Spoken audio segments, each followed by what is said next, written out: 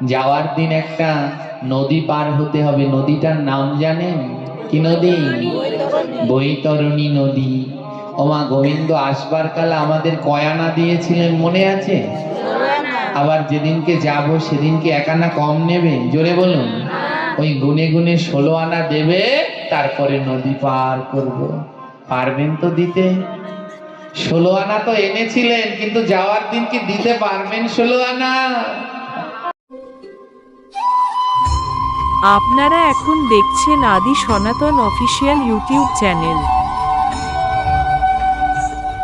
কথা কিপ্টে হয় বংশের দোষী, দেখবেন মিলিয়ে মিথ্যে নয়, ভাগবতের কথা। যার বাবা কিপ্টে, ঠাকুরদা কিপ্টে, দেখবেন বংশ পরম্পরায় কিপ্টে। হ্যাঁ, তাই কার্পণ্য দোষে না বংশগতা, আপনারা এখন আত্মদোষে দেখছেন না আদি দারিদ্রতা। সনাতন অফিসিয়াল ইউটিউব আর মানুষ চ্যানেল। দারিদ্র হয় কার দোষে? নিজের দোষে, আত্ম দোষে। যদি আমি কাজ না করি, বসে বসে খাই, তো দারিদ্র তো হয়ে যাবই যাব। তো মাতৃদোষে না, মায়ের যদি দোষ থাকে তাহলে দুষ্টু হয়। আজ কেমন আমাদের সমাজ ব্যবস্থা! এক সময় বাচ্চারা সুজি খেত, মুখে দুধ সুজি খেত, আর কানে মায়েরা ওই হরি কথা, রামায়ণ কথা, ভাগবত কথা শোনাতেন। এমন হলো এখন এক যুগ, জানেন, এখনো এই বাচ্চারা সুজি খায়, কিন্তু মায়েরা কার্টুন ছেড়ে দেয়। কার্টুন না দেখলে খায় না। এখন আর ওই হরিকথা, রামায়ণ, ভাগবতের তো শেষ। এখন কার্টুনের বাংলাদেশ। হ্যাঁ, এখন ওই কার্টুন ছেড়ে দেয়, খাবার খাচ্ছে আর কার্টুন দেখছে। ভয় নেই, এরাই বড় হলে এক একটা কার্টুন হবে। সাধু তো দূরের কথা, এরা বড় হলে এক একটা কার্টুন হয়ে যাবে। আর কতক বাচ্চারা তো আরো উন্নত হয়েছে। এই অনেক বাচ্চারা আবার কার্টুন দেখেও খায় না, তাদের আবার হিন্দি গান লাগে। হিন্দি ছায়াছবির গান ছেড়ে দেয়, মায়েরাও ছেড়ে দিচ্ছে। আর ওরা হিন্দি ছায়াছবির গান দেখছে আর খাবার খাচ্ছে। হিন্দি ছায়াছবিতে কি করছে? নায়ক নায়িকার ওড়না ধরে টানছে, ওটা দেখছে আর খাবার খাচ্ছে, পেটের মধ্যে একসাথে দুটো ঢুকছে। ভয় নেই, ওই ছেলেই বড় হয়ে আবার আরেকটার ওড়না টেনে নিয়ে চলে আসবে। তখন বুঝবেন, যত করবেন চালাকি, পরে বুঝবেন এর জ্বালাকি। ভাগবত রামায়ণ শোনাতে চাও না, চালাকি করে কার্টুন শোনাচ্ছ, হিন্দি গান শোনাচ্ছ, একদিন বুঝবে এর জ্বালাকি। যেদিন ওই ওড়না ধরে একটা টেনে নিয়ে আসবে, সেদিন বুঝবা কেমন লাগে। তাই মা, সময় থাকতে সচেতন হন। কি অবস্থা, কেউ নেই বলার জন্য, কেউ নেই। আমাদের পার্শ্ববর্তী ধর্মে কেউ যদি তাদের ধর্মের নামে একটু কটূক্তি করে, তাদের ধর্মের কারো নামে যদি একটা ছবি বের করে, কোন রকমের ব্যঙ্গচিত্র বের করে, তুল কালাম লাগিয়ে দেবে 2-1 ঘন্টার মধ্যে। আর আমাদের ধর্মে ভগবান কৃষ্ণকে নিয়ে কার্টুন বানায়, কার্টুন বানায়, গণেশ ঠাকুরের পুতুল বানায়, সেটা কিনে দিচ্ছে বাচ্চাকে। সেই গণেশের পুতুল বাচ্চা লাথি মারছে, ফেলছে। কৃষ্ণ ঠাকুরের কার্টুন বানাচ্ছে, সেইগুলো দেখছে, কিন্তু কেউ বলার নেই। এটা অত্যন্ত দুঃখের। মা পাঠের শেষে গান গাচ্ছে। কি বলবো, এই আসনে বসলে বললেও এগুলো, একথা বলাও অপরাধ, কিন্তু বলতে হবে, নইলে তো সচেতন হবে না। সেদিনকে দেখলাম পাঠের শেষে গান গাচ্ছে, গান গেয়ে সবাই নৃত্য করছে। কি জলে না যাইও মাই, কি জলে না যাইও। এর মধ্যে একটা লাইন আছে, কদম ডালে বৈশা আছে কানু হারাম জাদা। শুনেছ গান? আমি শুনি টুনি না। তা ও লাইনটা গাইছে, আর ওই গানে সবাই নাচছে। চিন্তা করছো, ভগবানকে গালি দিচ্ছেন, সে কোনো সাধারণ গালি। যিনি পাঠ করছেন তার সামনে বসে নৃত্য হচ্ছে। নাম বললাম না পাঠকের, পাঠকের নাম বললাম না। এই বাবা সন্ধ্যাবেলায় এসে আমার কাছে অনেক কিছু বললো, বাবা যে একটু বলবেন তো, শোধরাতে বলবেন তো। শুধু শোনে, আপনার পাঠ শুনলে সবাই দৌড়ায়, লাইন দিয়ে দৌড়ায়, লাইন দিয়ে দৌড়ায়। নিজে আচারিয়া অন্যরে শেখায়, নিজে না আচারিলে অন্যরে শেখানো না। আমি যদি নিজেই না আচরণ করি তা অন্যকে কি করে শেখাবো? পাঠে গিয়ে আমি বড় বড় বললাম সবাই প্রসাদী হও, সদাচারী হও, কিন্তু আমার সন্তানরাই এখনো প্রসাদ বুঝি হতে পারল না। অনেকজন আছে, নাম বলেছেন, সবাইকে বলি মালা পরো, তিলক করো, কিন্তু নিজের ছেলের গলায় তুলসীর মালাই নেই। এই হলো আমাদের অবস্থা মা, বড় ভয়ঙ্কর। তাহলে কি করে শিখাবো, কি করে শিখাবো? হরি কথা বলতে বসে পড়েছি, মাথায় এখনো চৈতন্য শিকাটাও রাখা হয়নি। যার নিজের চৈতন্য রাখাই হয়নি, সে অন্যকে কি চৈতন্য দান করবেন? ধ্যান দিন, সেই মা না, যে মা সন্তানকে কৃষ্ণ কথা শেখায় না, এ শেখাবেন না। বন্ধ করুন এই অপসংস্কৃতি, যার জন্য আজ ভয়ঙ্কর অবস্থা হয়ে গেছে। বাচ্চাকে জিজ্ঞেস করে কৃষ্ণ থাকে কোথায়? হ্যাঁ, বাচ্চা বলে ওই যে ঠাকুমা পূজা করে ঠাকুর ঘরের মধ্যে। বলতে পারে না বৃন্দাবন, গোকুল, দ্বারকা নামগুলো জানে না। সেই পিতা পিতা না, যে পিতা সন্তানের মুখে কৃষ্ণ প্রসাদ দেয় না। পিতার কর্তব্য সন্তানের জন্য প্রসাদ আনা, অখাদ্য আনা নয়। হ্যাঁ, এ ভাগবত সেদিন কাজে লাগবে যেদিন এই হরিকথা শুনে মানব জীবনে লাগানো যাবে। সেদিন কাজে লাগবে যেদিন, যতদিন পর্যন্ত এই হরিকথা শুনে মানব জীবনে না লাগাতে পারবেন, কোনো কাজ হবে না এই ভাগবত পাঠে। যা শুনুন, দলে দলে যান। কি মনে করেছে ভাগবত শুনলেই পাপ খণ্ডন হয়ে গেল? ভাগবত শুনে নিলাম, ভাগবতে গেলাম, আমার পাপ ধ্বংস করবার জন্য এত সহজ। গান্ধারী মা কত জন্মের কথা যেন বলতে পারতো গান্ধারী? জোরে বলবেন, কত জন্মের কথা? 50 জন্মের কথা বলতে। ও যে মান, আমরা 5 ঘন্টা আগে কি দিয়ে খেয়েছি বলতে পারবে? 5 দিন আগে কোন রঙের কাপড় পরেছি বলতে পারবেন? 5 দিন আগে কি রঙের কাপড় পরেছিলাম? আর তিনি 50 জন্মের কথা বলতে পারতেন। উনি কি কোনো সাধারণ কেউ? জোরে বলবেন। নিশ্চয়ই গোবিন্দের পরম ভক্ত। এত বড় ভক্ত যে 50 জন্মের কথা মনে রাখতে পারল। হ্যাঁ, কটা সন্তান ছিল গান্ধারীর? 100টা ছেলে, একটাও বেঁচে ছিল? ভগবানের কাছে জিজ্ঞেস করলো, প্রভু আমি কি পাপ করেছি যে আমার 100টা ছেলের মরা মুখ দেখতে হলো? ভগবান বলল, 50 জন্ম আগে তুমি 100টা প্রজাপতি পতঙ্গ হত্যা করেছ।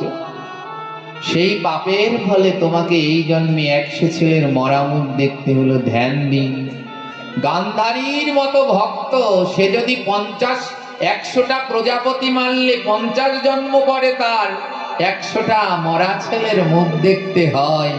এই জন্মে গুনুন প্রতিদিন গড়ে কতগুলো জীব হত্যা করছে। গুনে নিন কত জীব হত্যা করছে। তার যদি এই শাস্তি হয়, তাহলে আমাদের জন্য কোন শাস্তি গোবিন্দ রেডি করে রেখেছেন কল্পনাও করতে পারবেন না। তাই পিতার কর্তব্য সন্তানের মুখে প্রসাদ তুলে দেয়া। সেই স্বজন স্বজন না, যে স্বজন হরি কথা কয় না। আপনার বাড়িতে অতীত আসলো একাদশীর দিন, এমন অতীত এসেছে একাদশীর দিন তার জন্য অন্ন রান্না করতে হয়েছে। শুধু অন্ন, অনেক বাড়িতে এমন হাই পাই অতীত আসে, বলে খালি ভাত খাবো না, আবার ডিমও ভাজতে হচ্ছে। বলে এমন অতিথি যদি তোমার বাড়িতে আসে তাহলে মনে করবে ও অতিথি না, ও জমের পাঠানো দূত, ও তোমাকে নরকে নেয়ার জন্য এসেছে, ও কোনোদিন অতিথি না। সে স্বজন স্বজন না, যে স্বজন হরি কথা কয় না। যদি তোমার বাড়িতে অতিথি যায় আর গিয়ে দেখে তুমি একাদশী করনি, ওই অতিথি যদি গিয়ে তোমায় বোঝায় ও ভাই একাদশী করতে হবে সবার আগে, তাহলে জেনে রাখবে উনি তোমার প্রকৃত স্বজন। সেই বন্ধু বন্ধু না, যেই বন্ধু সাধু সঙ্গে নেয় না। আমার এখানে অনেকজন আছে যারা বন্ধু, একসাথে ভাগবতে যায়, ওই যে রাজনের আছে, এই বাবারা আছে, এরা বিভিন্ন জায়গায় হরিকথা হলে ছুটে যায়, এরা বন্ধু, এরা প্রকৃত বন্ধু। ফোন দিয়ে একজন আরেকজনকে ডাকে, আজ ওখানে পাঠ আছে যাবে তো? এই যে যারা হরিকথায় নিয়ে যাচ্ছে এরা আসল বন্ধু। আর যারা বলছে ওখানে যাত্রা পাল্লা কি বলে একটা গান আছে না, কনসার্ট নাকি, ওখানে যাবে, ওরা কোনোদিন তোমার প্রকৃত বন্ধু না। সেই পতি না, যেই পতি সাধু সঙ্গে যাওয়ার অনুমতি দেয় না, সে তোমার স্বামী না। যে স্বামী সাধু সঙ্গ করতে যেতে দেয় না, সে স্বামী হলেও স্বামী না। সেই গুরু গুরু না, যেই গুরু সদাচার শিখায় না। আজ জানেন আমরা আরো অনেক ভালো হতে পারতাম, শুধু যদি আমাদের গুরুদেবগণ আরেকটু ঠিক হতেন, যদি আমাদের উপরে আরেকটু কড়াকড়ি হতেন, আমরা আরো অনেক আগাতে পারতাম।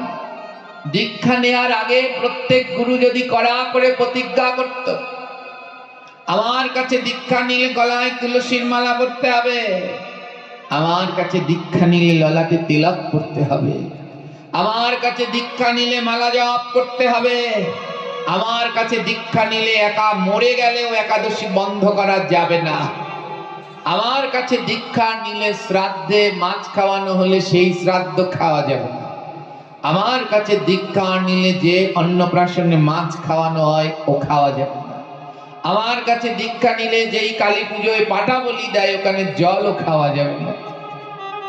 যদি এমন কড়াকড়ি করে এইটুকু, এ তো একেবারে প্রসাদ, যারা একেবারে সদ্গুরু তারা তো প্রসাদী সদাচারী না হলে দীক্ষা দেয় না। কিন্তু যারা অন্যরা আছে তারা যদি এই কয়টা জিনিস একটু পালন করাতেন না, অনেক পরিবর্তন হতো। দীক্ষা নিয়েছে, দীক্ষা নেওয়া লাগে তার জন্য নেয়, গলায় তুলসীর মালাও নেই, দাদা সঙ্গে তিলকও করে না, মালা জপ করে না, একাদশীও করে না, যথা ইচ্ছা যা খুশি যেখানে গিয়ে খাচ্ছে। এই দীক্ষা নিলেও কোনো কাজ হয় না মা। তাই সেই গুরু গুরু না, যেই গুরু সদাচার শিখায় না। গুরুর কাজ শিষ্যকে সদাচার শিখানো। আপনাদের এই এলাকায় বোধহয় নেই, আমাদের দক্ষিণ অঞ্চলে আছে, এদেরকে বলে আচারী বৈষ্ণব। আছে এদিকে? নেই, বাঁচছেন, জমবাচা বাঁচছে। হ্যাঁ, আমাদের ওদিকে আছে আচারী বৈষ্ণব। এদের যন্ত্রণায় আমরা শেষ। হ্যাঁ, এরা মাছ খাবে, সবই খাবে, কিন্তু জানেন মাছ টাছ সব খায়, কিন্তু যখন বৈষ্ণব সেবা হবে তখন সবার সাথে বসে প্রসাদ নেবে না। আমরা আচারী, আমাদের আলাদা খেতে দিতে হবে। বিয়ে বাড়িতে গিয়ে টেবিলে বসে খাচ্ছে, আবার নিরামিষ মাংস খায়, মানে পেঁয়াজ রসুন দেয় না মাংসে, ওটার নাম হলো নিরামিষ মাংস। বিয়েতে তারা নিরামিষ মাংস খায়, মাছ খায়, নিরামিষ সব ওগুলো। হ্যাঁ, ওগুলো খাওয়া যায়, কিছু হয় না। আর যখনই বৈষ্ণব সেবায় আসবে তখনই তাদের গায়ে জ্বালা, আমরা সবার সাথে ওই এক লাইনে খেতে পারবো না, আমাদের আলাদা খেতে দিতে হবে। আমরা আচার নিয়েছি, আমার কাছে যখন আসে তখন বলি, ও মা আচার নিলে কি হবে, একটু সদাচার নাও। আচার নিয়ে কোনো লাভ নেই। যদি পারো সদাচারী হও। ওই আচারী হইও না। আচারী তো কত প্রকারের হয়। কোদালের আচারী, খন্তার আচারী, দায়ের আচারী। বলে আচারী ও আচারী হয়ে কোনো লাভ নেই। হ্যাঁ, আবার ভ্যাগ নেয় জানেন? ভ্যাগদানি বৈষ্ণব আছে। ভ্যাগ দুই প্রকার, যারা ভ্যাগাশ্রিত হয়ে ভজন করে ওটাও ভ্যাগ। আবার এই এক মাস্টার ওই এক মাস্টার, পড়া না পারলে বাচ্চারা বেলে পেতা করে, হ্যাঁ, একটু পর পর প্রস্রাবের ছুতো দিয়ে চলে যায়, ওটাও ভ্যাগ। হ্যাঁ, তাই সেই ভ্যাগ আশ্রিত হও, যেই ভ্যাগাশ্রিত হয়ে গোবিন্দ পাওয়া যায়। সেই আচারী হও, যেই আচারী হয়ে গৌর নিতাই পাওয়া যায়। এমনটা করো না। তাই তিনি সদ্গুরু, যিনি শিষ্যকে সদাচার শিখায়। লোভী গুরু কামী চেলা, দুজনেই নরকে গেলা। গুরুর মনে যদি লোভ থাকে আর শিষ্যের মনে যদি কামনা থাকে, দুজনের একজনেরও উদ্ধার হয় না। তাই মা ভালো হব কি করে বলুন? আমি নিজেই তো ভালো না। আমি যদি ভালো না হই তাহলে অন্যকে কি করে ভালো বানাবো? আমার নিজেরই তো এখনো লোভ দমন হলো না। এমন গুরুদেবের কাছে গিয়ে পড়েছি। গুরু গিয়েছে শিষ্যের বাড়িতে। এবার গুরু নিরামিষ খাবে না, মাছ খাবে। এবার শিষ্যকে বাজার থেকে মাছ আনতে বলছে। শিষ্য বলছে গুরুদেব মাছ খায়, গুরু গোসাই মাছ খায়। গুরুদেব বলছে তুই কি বুঝিস, মাছের মধ্যেও নিরামিষ মাছ আছে। শিষ্য তো তেমন পড়াশোনা জানে না। গুরুদেব সংস্কৃত শ্লোক বলছে, রোহিতস্য কাতলস্য মৎস্য রাজা ইলিতস্য পাবদস্য বোয়ালস্য আর গলদাস্য মৎস্য মধ্যে এই ষষ্ঠ সর্বদাই নিরামিষ। বলছে রোহিতস্য কাতলস্য মৎস্য রাজা ইলিতস্য পাবদস্য বোয়ালস্য এবচ গলদাস্য। মৎস্য মধ্যে এই ষষ্ঠ সর্বদাই নিরামিষ। রোহিতস্য মানে রুই মাছ, কাতলস্য মানে কাতল মাছ, গলদাস্য মানে গলদা মাছ, মৎস্য রাজা ইলিতস্য মানে ইলিশ মাছ। শিষ্য তো বলে উড়ি বাবারি কি কঠিন শ্লোক। তার মানে এই 6টা মাছ নিরামিষে, 6টা খেলে কিছু হয় না। এমন গুরু যদি কারো হয় তাহলে তার কি করে উদ্ধার হবে বলুন? আপনাদের কোনো দোষ দেব না মা, আপনাদের কোনো দোষ দেব না। কারণ আমরাই তো বলি সত্য জ্ঞানী গুরু বাক্য যাহারও বিশ্বাস, অবশ্য তাহার হয় ব্রজভূমে। আপনারা তো সত্য জ্ঞানী গুরু বাক্য বিশ্বাস করছেন, কিন্তু একটা জিনিস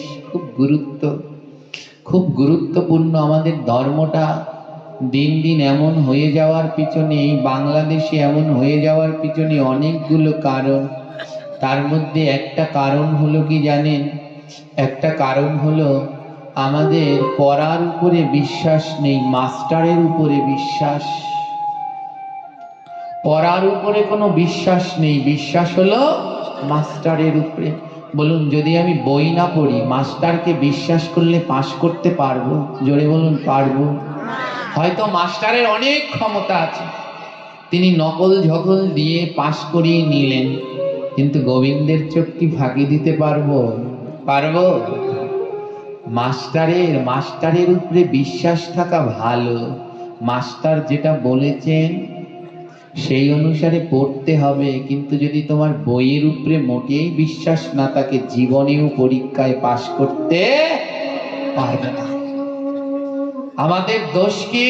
আমরা মাস্টারকে বিশ্বাস করি কিন্তু বই ছুঁয়েও দেখি না, খুলেও দেখি না। মাস্টার মানে গুরু, আর বই মানে শাস্ত্র, ধর্ম গ্রন্থ। শুধু গুরুর উপরে বিশ্বাস রাখলাম, কিন্তু ধর্মগ্রন্থ খুলেও দেখলাম না, তাই আমাদের এই অধপতন,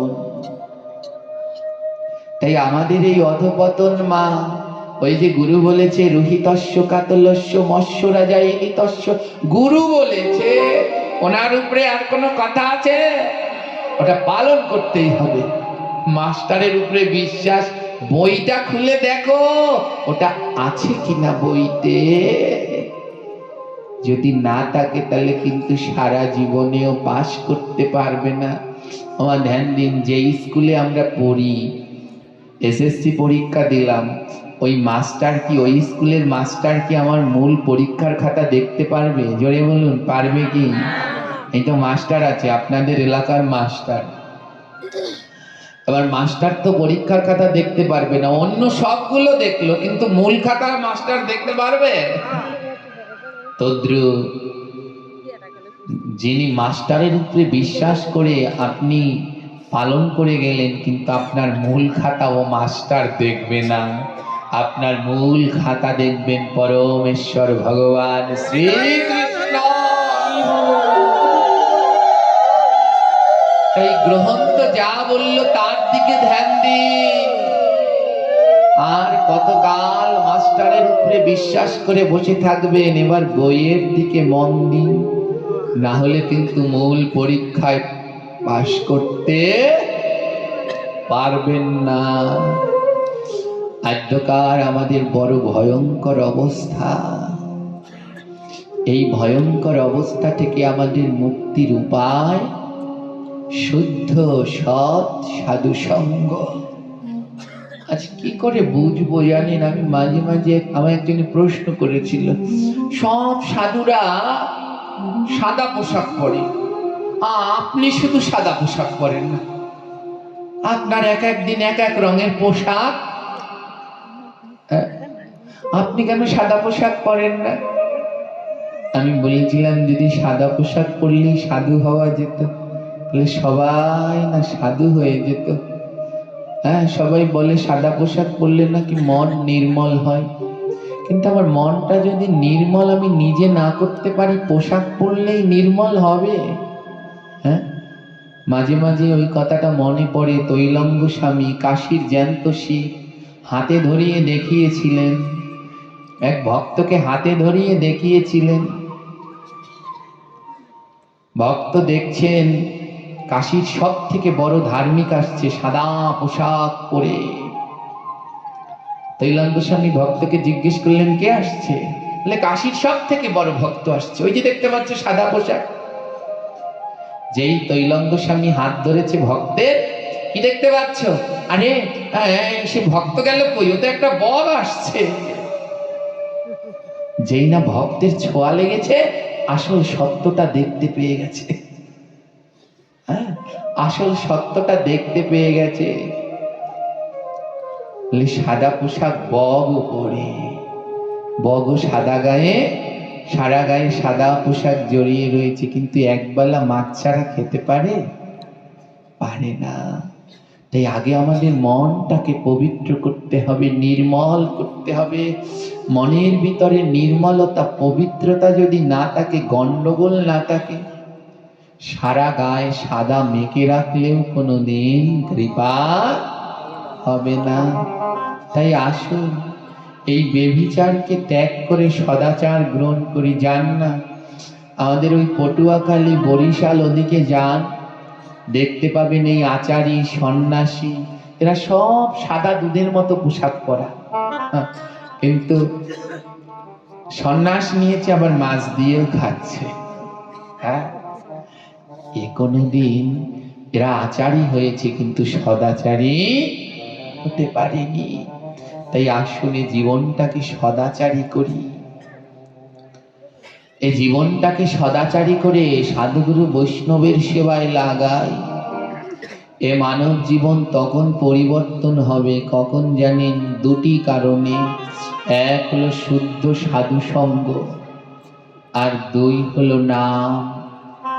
শুদ্ধ সাধু সঙ্গ আর নাম ছাড়া এ জীবন পরিবর্তন সম্ভব নয়। বড় ভয়ঙ্কর কলিযুগ। যারা সাধুর রূপে আমরা বিশ্বাস করছি, আজ তাদের দ্বারাই আমরা বারবার প্রতারণার শিকার হচ্ছি। হ্যাঁ, তাই ভয়ঙ্কর, তাই সব সময় সচেতন থাকবেন মা। আর কি করবেন জানেন? কিছু পারুন আর না পারুন, নাম করুন আর গ্রহণ তো করুন। মহাপ্রভু বললেন, বিজাতীয় সঙ্গ করি পরিহার, গ্রহণ তো সঙ্গ করো অনিবার। ওই বিজাতি, বিজাতি মানে অন্য ধর্মের নয়। বিজাতি কারা? যারা আমার গোবিন্দের কথা কয় না, ওরা সব বিজাতি। বলে ওদের সঙ্গ পরিহার করে গ্রহন্ত সঙ্গ করো, গ্রহন্ত পাঠ করো আর অহর্নিশি নাম করো। হ্যাঁ, অহর্নিশি নাম করো, সাধু সঙ্গে ভাগবত পাঠে যেও, কিন্তু কেউ বললেই সেটা মেনে নিও না, নিজের বিবেকের কাছে প্রশ্ন করো, আজ যেটা শুনলাম সেটা ঠিক তো? যেন কেউ আমাকে ভুল বুঝিয়ে যেতে না পারে, ওটা শাস্ত্র গ্রন্থে আছে তো? তাই মাস্টারের উপরে বিশ্বাস রাখতে হবে, অবশ্যই রাখতে হবে, কিন্তু সঙ্গে বইও পড়তে হবে, নইলে পাশ করা যাবে না। তাই এই ভয়ঙ্কর পরিস্থিতি থেকে আমাদের মুক্তির উপায় হলো নাম। এই কলিযুগে নাম ছাড়া আমাদের মুক্তির আর দ্বিতীয় কোনো পথ নেই। কি করে আমরা শুদ্ধ সাধু চিনব? কি করে আমরা উদ্ধারের পথে আগিয়ে যাব? বলে সর্বপ্রথম যেটা করণীয় সেটা হলো নাম। অনাবরত নাম করো, থেমো না। খাইতে শুইতে সমস্ত জায়গায় নাম করো। নাম করতে করতে এই নামই তোমায় একদিন চিনিয়ে দেবে কে সত্য আর কে মিথ্যা। তাই বদনে নাম ছেড়ো না, অহর্নিশি নাম করো। চোখের মধ্যে ময়লা জমে আছে, ওই চোখে পর্দা পড়ে না, পর্দা পড়ে গেলে কি বলে ছানি হয়ে যায়। যতক্ষণ অপারেশন না হয় সামনে কিছু থাকলে দেখা যায়, ছানি পড়লে দেখা যায়। আমাদের চোখে না এই ময়লা পড়ে গেছে, ছানি পড়ে গেছে, সামনে আছে কিন্তু দেখতে পাচ্ছি না। আসলকে ভাবছি নকল, নকলকে ভাবছি আসল। বলে এই ছানিটা দূর হবে কিসে? নামে। তাই অহর্নিশি বদন ভরে জপ করো।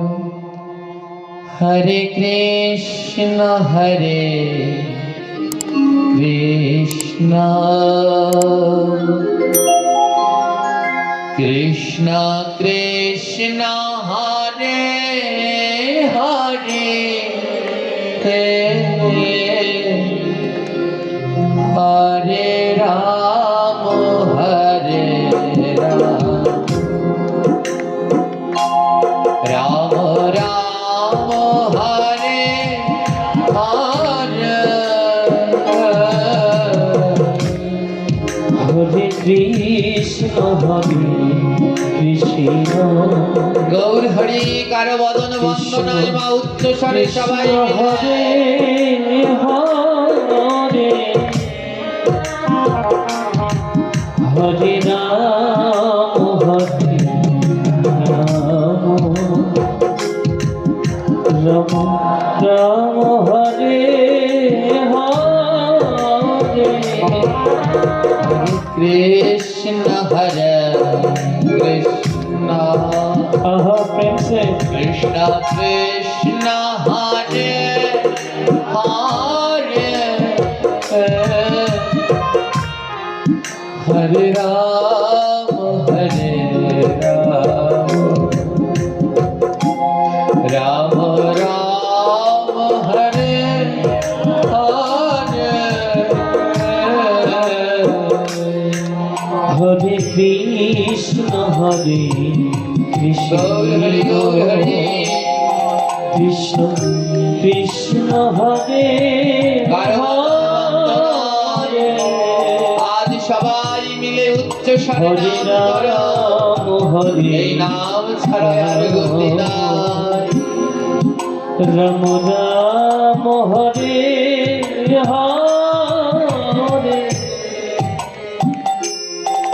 হরে কৃষ্ণ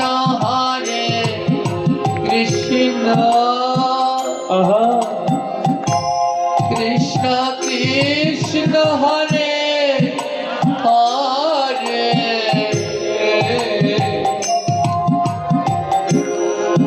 হরে রাম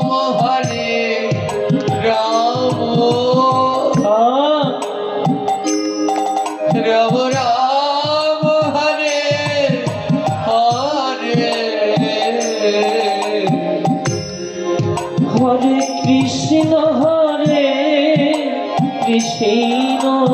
গৌর হরি কৃষ্ণ কৃষ্ণ হরে হরে হরে রাম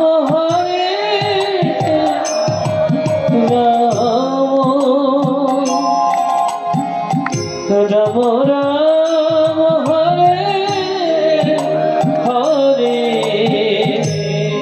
কারো চোখে যদি ছানি পড়ে সামনে আসলটা থাকলেও দেখতে পায় না, হরে কৃষ্ণ আর কৃষ্ণ এই মানব জীবনে এই ভক্ত চোখে যদি ছানি পড়ে ময়লা জমে থাকে, কৃষ্ণ সামনেই আমার নিতাই গৌর কিন্তু দেখা যায় না। বলে কি করে দেখতে পারবো আমার নিতাই গৌরকে, কি করে বুঝতে পারবো আসল সত্যকে? বলে নাম করো, না নামে কি ময়লাগুলো যাবে? হ্যাঁ, যাবে। কি করে বুঝবো? ওই নামে আমার চোখের মধ্যে যে পর্দাটা ছিল ওগুলো কেটে গেছে, কি করে বুঝবো? বলে যেদিন দেখবে নাম করছো আর দু নয়নে অঝোর ধারায় জল ঝরছে, সেদিন বুঝে নেবে তোমার মনের ময়লা দূর হচ্ছে।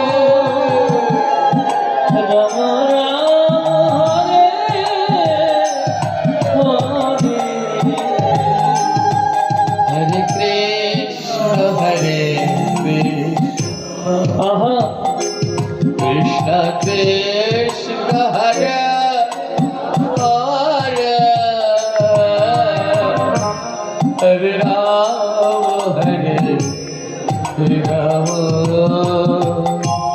রাম রাম হরে হরে হরে কৃষ্ণ গৌর হরি বল, গৌর হরি বল। কৃষ্ণ হরে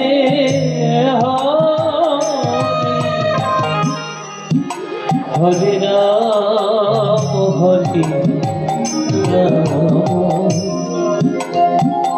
রাম রাম হরে হরে। অমর পাখি, তোমার দুই চোখে একটা ছানি পড়েছে, ওই ছানিটার নাম হলো মায়া। কৃষ্ণ ওই মায়া নামক ছানি পড়ে তুমি নিতাই গৌর চিনছ না, তুমি সৎ গুরু চিনতে পারলে না। সেই ছানি দূর হবে একটা অপারেশন করলে, সেই অপারেশনটার নাম হলো হরে কৃষ্ণ মহামন্ত্র। হরে কৃষ্ণ অহর নিশি জপ করো। কি করে বুঝবো আমার অপারেশন সাকসেসফুল হলো? বলে যখন দেখবে নাম করছো আর দুই নয়নে জল ঝরছে, সেদিন জেনে নেবে তোমার ওই অপারেশন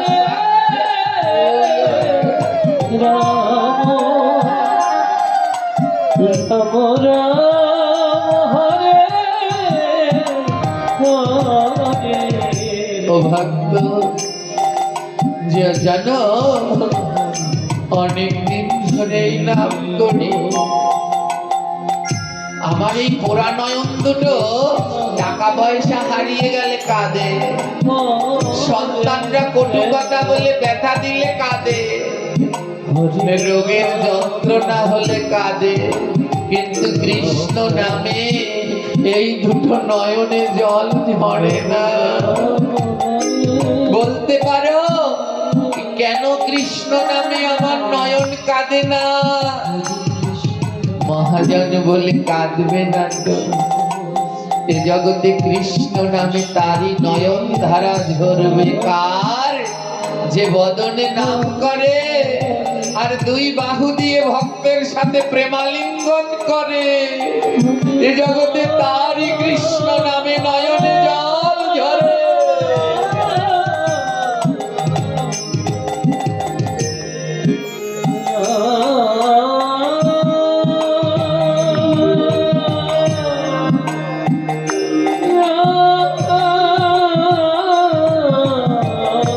রাধে রাধে।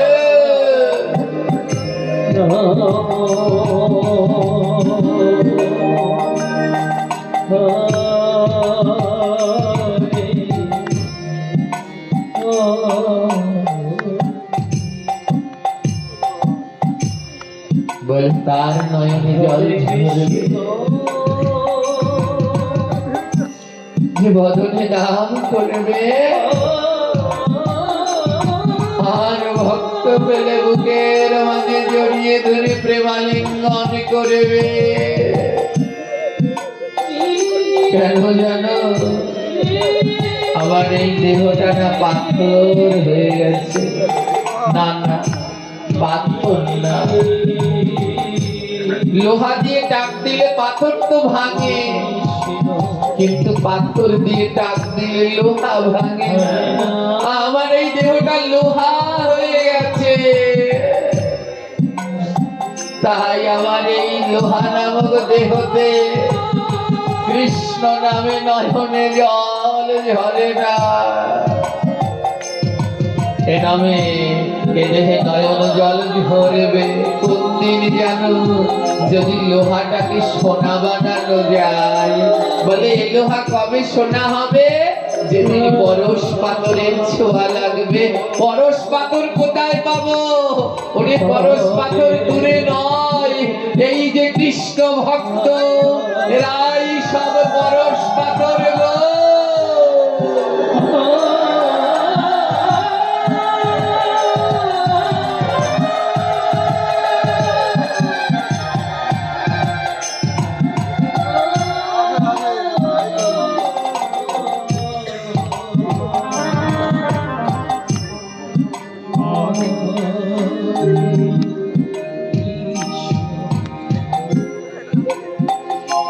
হরে কৃষ্ণ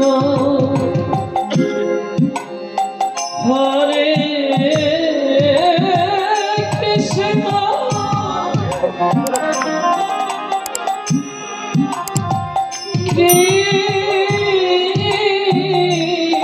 কৃষ্ণ রাধে রাধে। হরে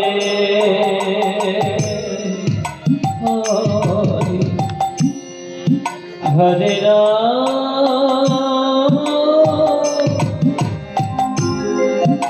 হরে রাম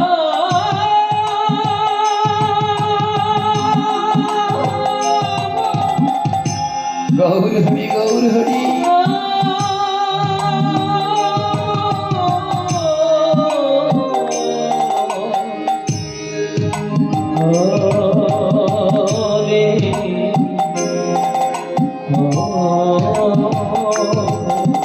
ভগবান বলিলেন যে কাঁদো না, কাঁদলে আমি আসি না, কিন্তু কৃষ্ণ নামে কেঁদো। দেখুন মা, কৃষ্ণ নামে নয়নের জল না ঝরলে গোবিন্দ পাওয়া যায় না। ভগবান আদৌ আসে?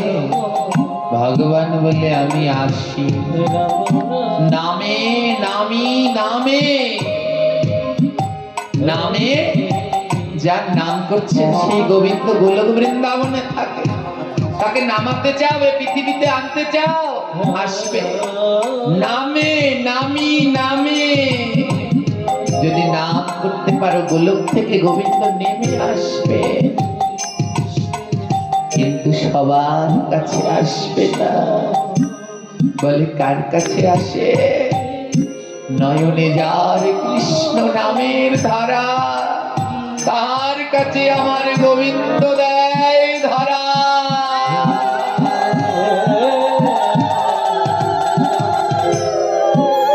যার নয়নে কৃষ্ণ নামে ধারা বয়, আমার গোবিন্দ তার কাছে ধরা দেয়।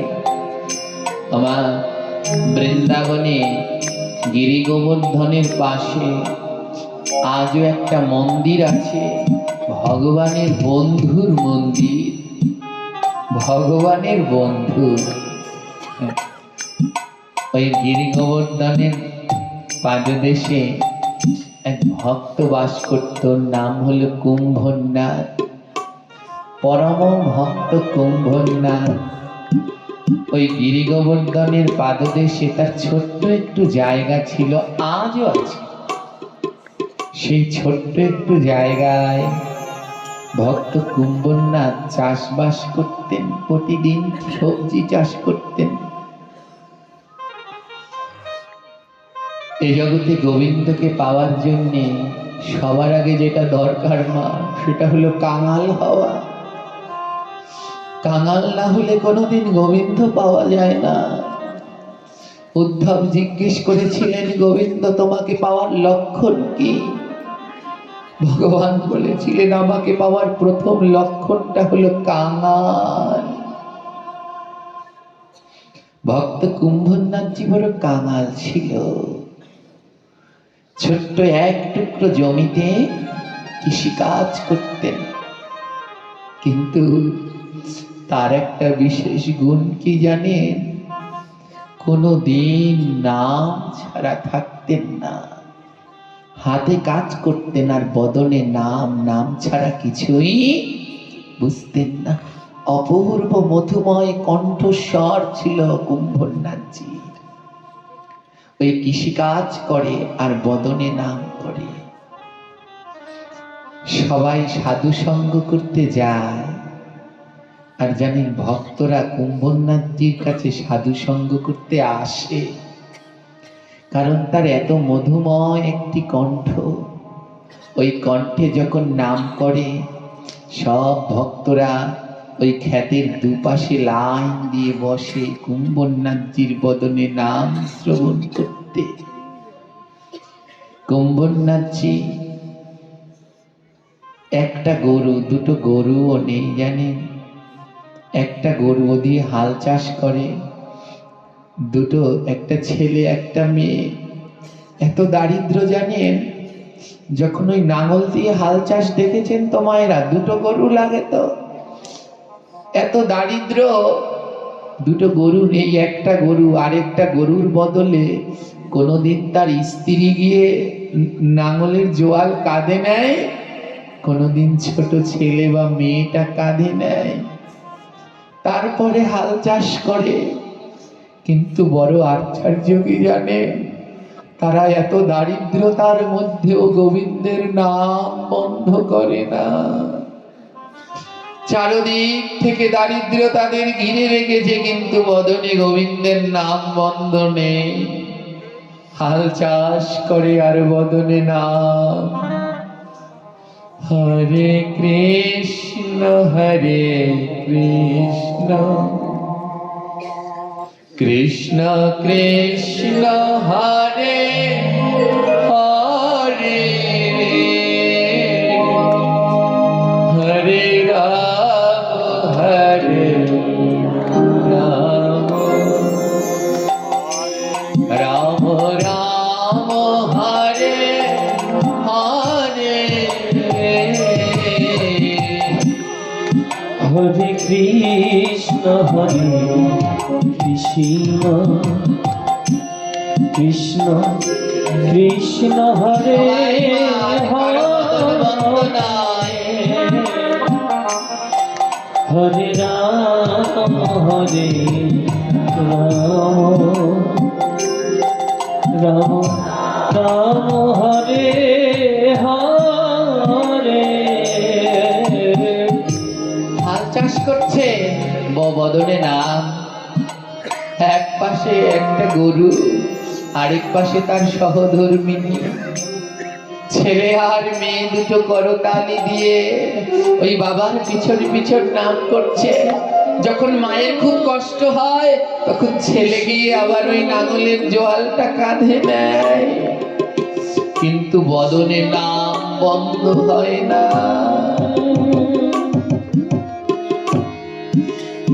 একটা তাদের উপকার হয় জানেন, আশেপাশের যতগুলো ক্ষেত আছে সব ক্ষেতে জল দিতে হয়। ওই নাঙল দিয়ে চাষ দেওয়ার পরে সব ক্ষেতগুলোই জল দিতে হয়, কিন্তু কুম্ভনাথজির ছোট্ট ক্ষেতটিতে জল দিতে হয় না। ভক্ত কুম্ভনাথ, তার সহধর্মিনী আর ছেলে মেয়ে আর তাদের বাড়ির পোষ্য গোমাতার নয়ন জলে ওই ক্ষেতটা ভিজে যায়। আলাদা করে আর জল দিতে হয় না।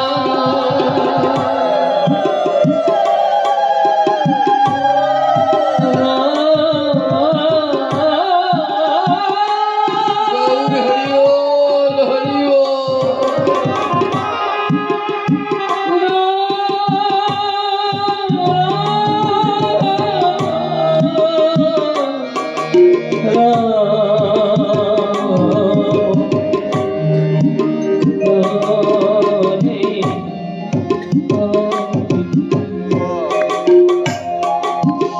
আলাদা করে ওদের খেতে জল দিতে হয় না। দুই নয়নে অঝোর ধারায় জ্বলতে থাকে। বলে জগতে এরাই তো পাবে যারা নামে নয়ন ধারায় জ্বলতে পারে। রাত্র বেলায় কুম্ভনাথজির কাছে ভক্তরা নাম শ্রবণের জন্য আসে জানে। ওরা এত দারিদ্র, ভক্তরা আসলে পরে বসতে দেওয়ার মতো চাটাই নেই ওদের কাছে। কুম্ভনাথ কিছু শুকনো ঘাস বিছিয়ে দেয়, সেই ঘাসের মধ্যে ভক্তরা বসে আর সারা রাত ধরে ভক্ত কুম্ভনাথ নাম করে। আর গ্রামের ভক্তরা মিলে সারা রাত ধরে ওই নাম শ্রবণ করে। কত ভক্ত কত কি দিতে চায়, কুম্ভনাথ নেয় না, লাগবে না। আমার গোবিন্দ আমায় যা দিয়েছেন তা আমার অনেক, আমার আর কিছু লাগবে। জানেন, কুম্ভনাথের এই নাম চারিদিকে ছড়িয়ে পড়ল। ওই দেশের রাজা, এক রাজা আসলো কুম্ভনাথের নাম শ্রবণ করতে। এক রাজা আসলো দুপুর বেলায়, মেয়েটা ছুটে গেছে বাবার কাছে। ও বাবা, একজন রাজা এসেছে, তুমি চলো, বাড়ি চলো, একজন রাজা এসেছে। কুম্ভনাথজি বাড়িতে গেলেন, ভাঙা সেই ঘর। রাজা এসেছে, বসতে দেওয়ার জায়গা নেই। সবাইকে যেমন বসতে দেয় শূন্য খড়গুলো বিছিয়ে দিলেন, রাজামশাই বসলেন। কুম্ভনাথজি বললেন, রাজামশাই আপনি একটু বসুন, আমি স্নান করে আসি। ভক্ত কুম্ভনাথ স্নান করে আসলেন, গায়ে শত ছিদ্রযুক্ত সেই মণির বসন। তিলক করবে, তিলক করলে তো একটি আয়না দরকার। মা এত দারিদ্র জানেন, ঘরে একটা আয়না নেই। তিলক করে কিসে করে? একটা বাটির মধ্যে জল নেয়, ওই জলের মধ্যে তাকিয়ে তারপরে তিলক করে। মেয়ের কাছে বলছে, মারে দর্পণটা নিয়ে আয়। মেয়ে বলছে, বাবা দর্পণ চিড়িয়া খাগা। ও বাবা, দর্পণ আয়নাটা না চড়ুই পাখি খেয়ে গেছে। রাজা বললেন, আয়না কি করে খায়? মেয়েটা বলছে, আমাদের ঘরে তো কাচের আয়না নেই, আমার বাবা একটা পাত্রের মধ্যে জল রেখে তারপরে তিলক করে, সেই জলটা চড়ুই পাখি খেয়ে গেছে। রাজা বলছে, এবার তিলক করবে কি করে? মেয়েকে ডেকে বলছে এদিকে আয় মা। ওই মেয়েটার চোখের দিকে তাকিয়ে মেয়ের চোখকে আয়না বানিয়ে তারপরে তিলক করছেন, তারপরে তিলক করছেন মা। শুরু করলেন রাজাকে নাম শোনাতে বসলে। রাজা মশাই সেই ঘাসের উপরে বসে ভক্ত কুম্ভনাথজির বদনে নাম শ্রবণ করছে। কুম্ভনাথজি গাইছেন হরে কৃষ্ণ কৃষ্ণ কৃষ্ণ কৃষ্ণ হরে হরে হরে রাম রাম রাম রাম হরে হরে। হরে কৃষ্ণ গৌর হরি কৃষ্ণ কৃষ্ণ হরে হরে হরে রাম হরে রাম রাম রাম হরে হরে। জানেন তোমার নাম সব বদনে শুনলে কাজ হয় না, সব বদনে নাম শুনলে নয়ন জল ঝরে না। যার বদন শুদ্ধ তার বদনে নাম শুনলে পরে নয়নে জল ঝরে। আজ কুম্ভনাথজি যখন নাম গাইছেন রাজার দু নয়ন থেকে অজর ধারায় জল ঝরছে। নাম শ্রবণ শেষে রাজা বলছে ও ভক্ত, তো তুমি তো বড় দারিদ্র, এই টাকাটা রাখো। কৃষ্ণ কৃষ্ণ কুম্ভনাথজি বলছে কে বলছে আমি দারিদ্র? এ জগতে সব থেকে মূল্যবান রত্ন হলো ভক্তের চরণ ধুলি। হিংসার মতো পাপ নাই, দয়ার মতো ধর্ম নাই, গঙ্গার মতো তীর্থ নাই, ভক্তের মতো সেবা নাই, আর ভক্তের চরণ দুলার মতো জগতে কোনো রত্ন নাই। আমি কবি সাধু, এই সাধুর চরণ ধুলি লাগবে মন। আমি বসে আছি আশাশ্রিত কুলেতে সরায়ে। কবি সাধু, এই সাধুর চরণ ধুলি লাগবে মন। রাজা বলছে তুমি তো অনেক দারিদ্র, এই ধন কটা রাখো। কুম্ভনাথজি বলছে কে বলে আমি দারিদ্র জানো? সন্ধ্যার পরে কত ভক্তরা এখানে আসে, আর ভক্তের চরণদুলির মতো দামি কিছু আছে? আমার ও ধন লাগবে না, নিয়ে যাও রাজা। ও তাহলে আমি একটা কাজ করব। রাজা বলছে আমি একটা কাজ করব, আপনাদের সবার কাপড়গুলো শতছিদ্র হয়ে গেছে, আপনাদের জন্য কাপড় পাঠিয়ে দেব। কুম্ভনাথজি বললেন না না গো, গোবিন্দ আমাদের যা দিয়েছেন তাতেই হবে। ঘরটা বেঁধে দেই, ঘর তো ভেঙে গেছে। না না, আমরা ভালো আছি, খাবার পাঠিয়ে দেই আপনাদের জন্য। না না, আমাদের ওই যে চাষ হয় ওতে যা হয় ওতেই আমাদের হয়ে যাবে, আর লাগবে না রাজা মশাই। কতজন কত কি কুম্ভনাথকে দিতে চায় কিন্তু নেয় না। ওমা পাঠ শেষ হলে সবাই দৌড়ে আসে, বাবাজি আমার মাথার উপরে হাত দিন, হাত দিন। আরে এই হাত দিয়ে আমার এই হাত মাথায় দিলে ভক্তি হবে না, কারণ এই হাতে এখনো লোভ আছে। সেই হাত মাথার উপরে নেই যেই হাতে কোনো লোভ নাই। যে হাতে কোনো লোভ নাই, অমন হাত যদি মাথার উপরে নিতে পারেন তাহলে কৃপা হবে। কুম্ভনাথজিকে রাজা শত চেষ্টা করালো, কিন্তু তাও কুম্ভনাথজিকে রাজা কিছু নিতে দিতে পারলেন না। কুম্ভনাথজি বললেন, না রাজা, আমার কিচ্ছু দরকার নেই, শুধু আমার জন্য প্রার্থনা করবেন জীবনের শেষ দিন পর্যন্ত যেন আমি বদন ভরে এই নাম গাইতে পারি। আমি যেন এই নাম ছাড়া কোনোদিন না হই। বদন ভরে যেন শেষ দিন পর্যন্ত প্রভুর নাম গাইতে পারি। রাজা দুটি বাহু বাড়িয়ে দিয়ে বললেন, ওগো আমার ভক্ত, একবার আসো না, তোমার অঙ্গ পরশ করি।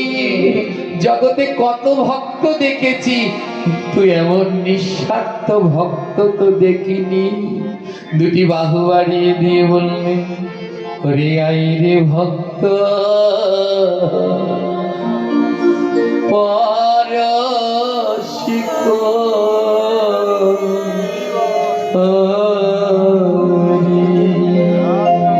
বলি একবার আয় ভক্ত, পরশ করি। ওরে আয় রে ভক্ত,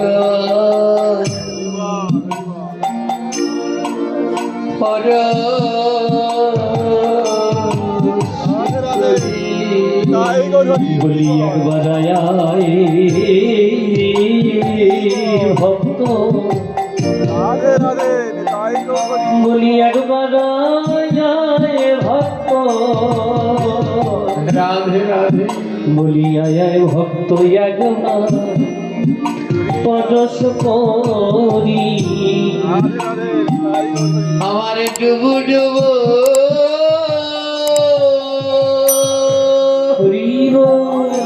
আমার ডুবু ডুবু জীবন করি। রে ভক্ত পরশ করি। আমার ডুবু গৌর হরি গৌর হরি। আমার ডুবু ডুবু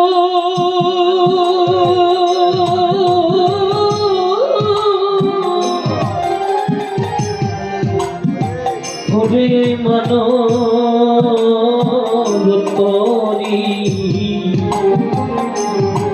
বলি একবার আয় ভক্ত, আমি সঙ্গ করি।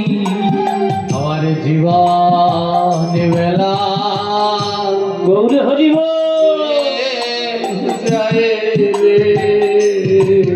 বলি আমার এই জীবন বেলা, জীবন বেলা ওরে ডুবে যাই রে। জানিস ভক্ত, রে ভক্ত, আমার জীবন বেলা বয়ে যায়, একবার সঙ্গ কিন্তু আমি দেখতে পাই না। হে কৃষ্ণ ভক্তগণ, আমাদের জীবন তাকিয়ে দেখুন, দিন দিন আমাদের জীবন বেলা বয়ে যাচ্ছে, কিন্তু দেখতে পাচ্ছি না। কেন পাচ্ছি না? এই মাঘ পৌষ মাসে অনেক অনেক দিন আকাশে কুয়াশা পড়ে পড়ে তোমার, আর যেদিন সারাদিন ধরে কুয়াশা থাকে সূর্য দেখা যায়, জোরে বলুন যায়। যেদিন আকাশে সারাদিন ধরে কুয়াশা, সূর্যটা দেখা যায় না। কখন 10টা বাজলো, কখন 4টা বাজলো, কুয়াশা বললে সূর্যটা দেখা যায় না। মহাজন বললেন আকাশে যদি কুয়াশা হয় সূর্য দেখা যায় না, আর মনে যদি কুয়াশা হয় তবে কৃষ্ণ দেখা যায় না। দুই ধরনের কুয়াশা এই মাঘ পৌষ মাসে আকাশে পড়ে, ওটাকেও বলে কুয়াশা। আর আমাদের মনের মধ্যেও আছে একটা কুয়াশা। যার মনের মধ্যে কুয়াশা আছে, দিন দিন তার জীবন বেলা বয়ে যাচ্ছে, কিন্তু বেলা যে বয়ে যায় তার আর দেখা হয় না। তাই আজ ভক্তের কাছে প্রার্থনা করছি, ও ভক্ত, আমার জীবন বেলা তো বয়ে যাচ্ছে, কিন্তু আমার মনের কুয়াশার জন্য আমার দেখা হলো না। বলে কবে দেখা হবে? যেদিন ভক্তের ধুলা মাথায় দেবে, ভক্তের ধুলা মাথায় দেবে, ভক্তের ধুলা মাথায় দেবে। যেদিন ভক্তের ধুলা মাথায় দেবে, বলি সেদিন তোমার দেখা হবে। যেদিন ভক্তের ধুলা মাথায় দেবে, ওরে যেদিন ভক্তের ধুলা, ওরে এই সাধুর ধুলা,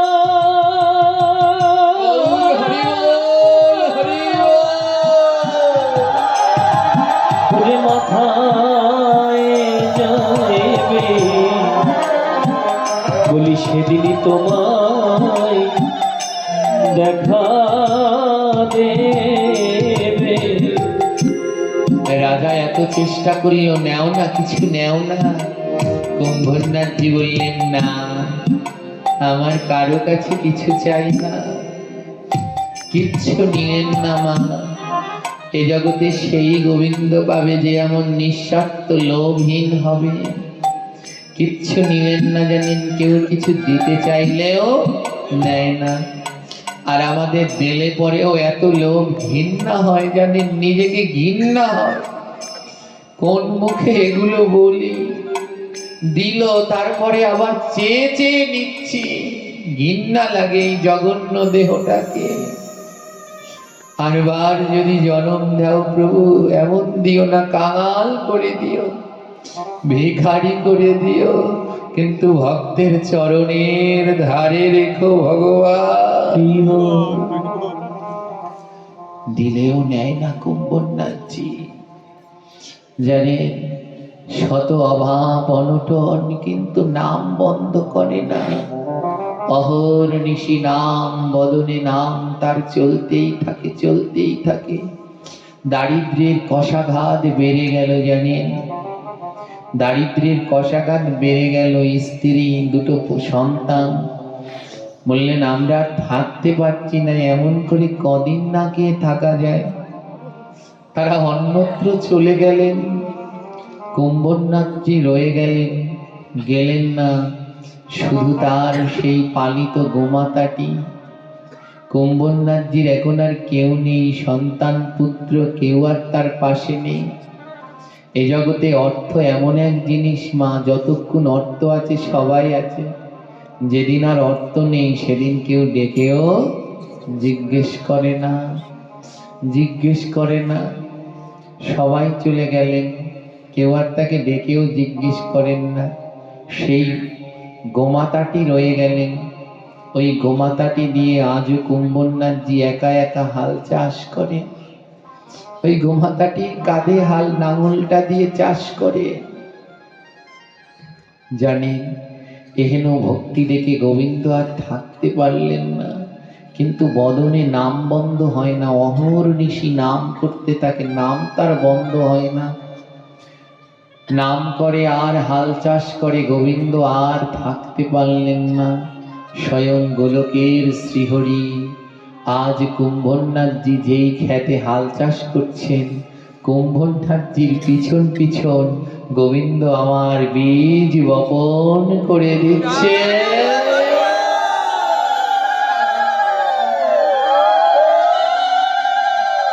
কুম্ভনাথজি পিছন ফিরে তাকিয়ে দেখে স্বয়ং ভগবান তার জমিতে বীজ বপন করে দিচ্ছে। লুটিয়ে পড়লেন, কানাই তুমি? ভগবান বললেন, ও বন্ধু, যে আমায় এমন করে ডাকে, নয়নের জল দিয়ে জমি সেচ দিয়ে দেয়, তার জমিতে তো আমি বীজ বপন করতে আসবই আসব। এ জগতে যার কেউ নাই, তার আমি আছি। সেই দিন থেকে কুম্ভনাথজি চাষ করে আর গোবিন্দ আমার বীজ বপন করে। কুম্ভনাথজি আগাছা পরিষ্কার করে, গোবিন্দ আমার পাশে বসে বসে নাম শ্রবণ করেন। গোবিন্দ বড় ভালোবাসেন নাম শ্রবণ করতে। মা জানেন, যখন সন্ধ্যা আরতির সময় হয়, কুম্ভনাথজি তাড়াতাড়ি করে ওই যে প্রতিদিনকার নিয়ম, সন্ধ্যা হলে পরে এই খড়কুটো বিছিয়ে ভক্তদের নিয়ে নাম করতে বসে পড়ত। যেই না সন্ধ্যা আরতির সময় হয়ে যায়, কুম্ভনাথজি চলে যায়, ছুটে চলে যায়। গোবিন্দ বলছে, কোথায় যাচ্ছ ভক্ত? বলে, জানো না সন্ধ্যাবেলায় আমি প্রতিদিন ভক্তদের নিয়ে নাম করি? জানো না প্রতিদিন আমি ভক্তরা আসে আমার আঙিনায়, ওই খড় বিছিয়ে আমি প্রতিদিন নাম করি? তুমি জানো না? ভগবান বলে, কি দরকার আছে নাম করার? কি দরকার আছে? নাম তো করো আমার জন্য, আমি তো তোমার কাছে। তুমি আমায় ছেড়ে কোথায় যাও? যেও না, এখানেই থাকো, আমি তো তোমার কাছে আছি, যেতে হবে না, এখানেই আছো। কুম্ভনাথজি বললেন, শোনো, আমি যাকে দিয়ে তোমাকে পেয়েছি তাকে ছাড়তে পারবো না। ও কৃষ্ণ, তুমি তো আমার কাছে এমনি আসনি। প্রতিদিন নাম করতাম আর ওই উঠানে বসে সাধু সঙ্গ করতাম। যখন সাধুরা যেত, ওই ধুলার মাঝে গড়াগড়ি দিতাম। ওই ধুলার গুণে, নামের গুণে তুমি এসেছো। আজ তোমায় পেয়ে নাম আর ভক্তের ধুলা আমি বলতে পারবো না।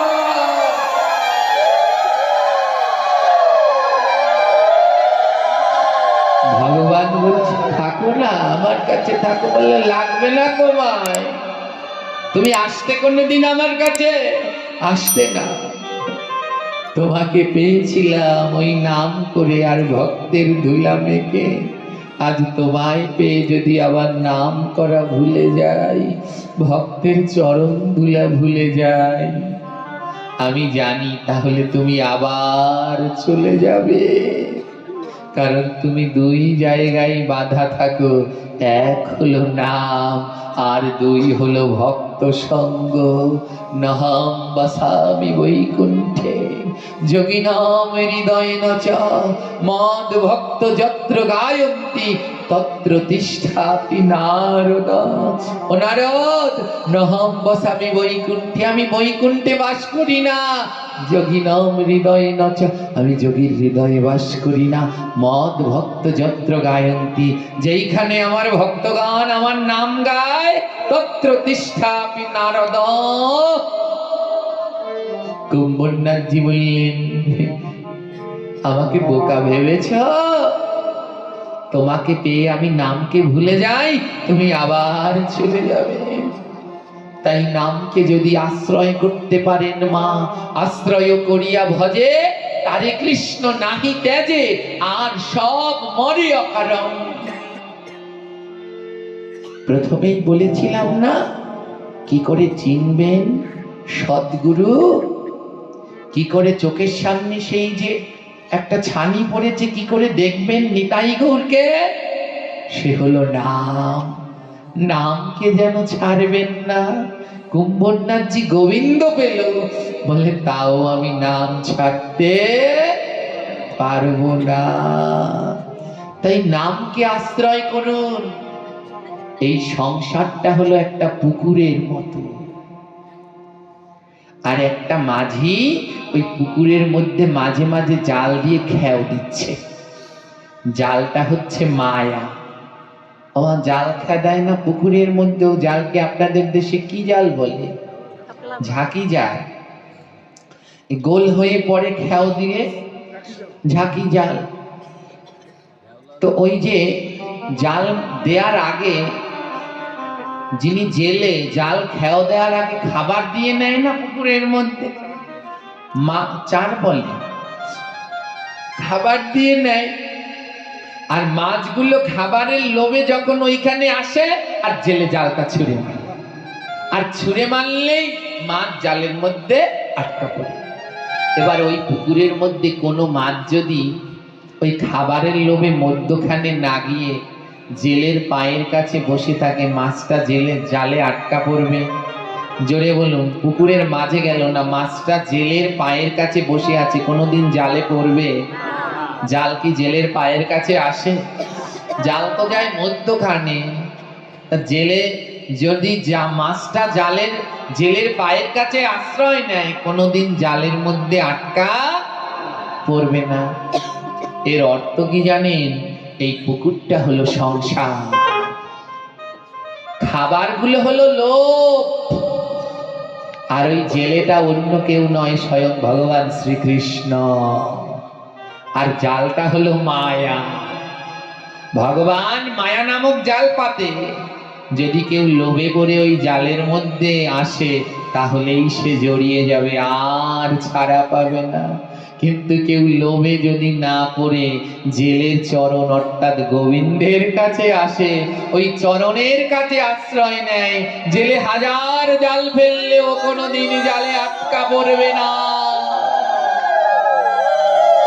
তাই আশ্রয় নিন, নামের কাছে আশ্রয় নিন। এখানে কে কে মালা জপ করেন? একটু হাত তুলুন তো, কয়জন মালা জপ করেন? দেখুন কি ভয়ঙ্কর অবস্থা। বিশেষ করে বাবাদের দিকে যারা যারা হাত তুললেন, এবং এই মায়েদের দিকেও যারা হাত তুললেন, এর অধিকাংশ হলো আমাদের লোক, আমাদের দলের মানে বোঝেন, এরা সব দূর দূর থেকে এসেছে, যারা প্রতিনিয়ত হরিকথায় যায়। যারা হাত তুললেন 3 ভাগের 2 ভাগই তারা। তাহলে আপনাদের এলাকারটা কোথায়? আপনাদের এলাকারটা কোথায়? আর বাবাদের দিকে তো বিশেষ ভয়ঙ্কর, কোনো হাত নেই, অর্থাৎ মালা জপ করছেন না। নামকে আশ্রয় করুন। কাল এখানে হরিকথা শ্রবণ করাতে আসবেন বাংলাদেশের এক মহারথী, আমাদের পরম পূজনীয় শ্রদ্ধেয় আচার্য বরেণ্য বিল্বমঙ্গল বাবা। আপনারা তার মুখে কাল, তার বদনে কাল অধরামৃত শ্রবণ করবেন। আর যদি দেখে এই কয়জন মাত্র জপ করেন, তাহলে আর সম্মান থাকবে? জোরে বলুন, থাকবে? যারা সমস্ত জায়গায় নাম প্রচার করিয়ে বেড়াচ্ছেন, এর জন্য জানেন কোনো জায়গায় সরকার প্রধান আগে যায় না। সরকার প্রধান কোনো জায়গায় যাওয়ার আগে প্রথম ওখানে কে যায়? ওই এলাকার মেম্বার গিয়ে দেখে এখানে সরকারে আসার জায়গাটা ঠিক কিনা। তারপরে আসবে চেয়ারম্যান, তিনি এসে দেখবেন জায়গাটা পর্যাপ্ত আছে কিনা। মেম্বার গিয়ে চেয়ারম্যানকে বলবে, চেয়ারম্যান দেখে এমপির কাছে বলবে আপনি একবার যান। এমপি এসে দেখবে ঠিক আছে কিনা। এমপি গিয়ে মন্ত্রীর কাছে বলবে, মন্ত্রণালয়ে যাবে, মন্ত্রণালয় থেকে লোক এসে, মন্ত্রী এসে দেখবে জায়গাটা ঠিক আছে কিনা। তারপরে মন্ত্রী গিয়ে প্রধানমন্ত্রীর কাছে বলবে, তারপরে প্রধানমন্ত্রী আসবে। তাই প্রধানমন্ত্রীকে আনবার আগে একটু জায়গাটাকে প্রস্তুত করে নিতে হবে। হ্যাঁ, বাংলাদেশে বর্তমানে এই সনাতন জাগরণীদের জন্য অল্প কয়েকজন প্রধানমন্ত্রী আছে, একজন নয়, এই ডিপার্টমেন্টে বেশ কয়েকজন প্রধানমন্ত্রী আছে যিনি যারা সনাতন ধর্মকে জাগিয়ে তুলছেন, যিনি সাহস দিয়ে জাগিয়ে তুলছেন, তিনি হলেন শ্রদ্ধেয় বরেণ্য আচার্য শ্রী অষ্টোত্তর শত গোপীনাথ ব্রহ্মচারী। তিনি ওই ডিপার্টমেন্টের প্রধানমন্ত্রী, হুঙ্কার দিয়ে সব জাগাচ্ছে। আর যিনি প্রেম দিয়ে মাতাচ্ছেন, ভক্তি কথা বলে ভক্তদের মনে প্রেম বন্যা ভাসাচ্ছেন, তিনি হলেন শ্রদ্ধেয় বরেণ্য আচার্য বিল্বমঙ্গল দেবনাথজি। তিনি ওই ডিপার্টমেন্টে প্রেম দিয়ে সবাইকে মাতিয়ে দিচ্ছেন।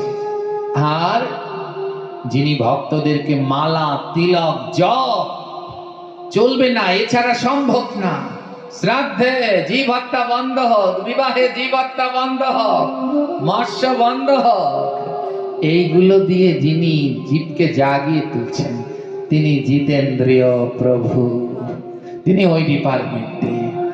আর বিপদগামী যুবকদেরকে যিনি পথে আনছেন, নেশা থেকে ফিরিয়ে ধর্মের আলো দেখাচ্ছেন, তিনি শ্রদ্ধেয় আচার্য রাহুল কৃষ্ণ দাস। এরা নিরলস ভাবে পালন করে যাচ্ছে তাদের ভূমিকা। এহেন প্রধানমন্ত্রীরা আসবে আর আমাদের জায়গাগুলো তৈরি হবে না, তা তো হতে পারে না।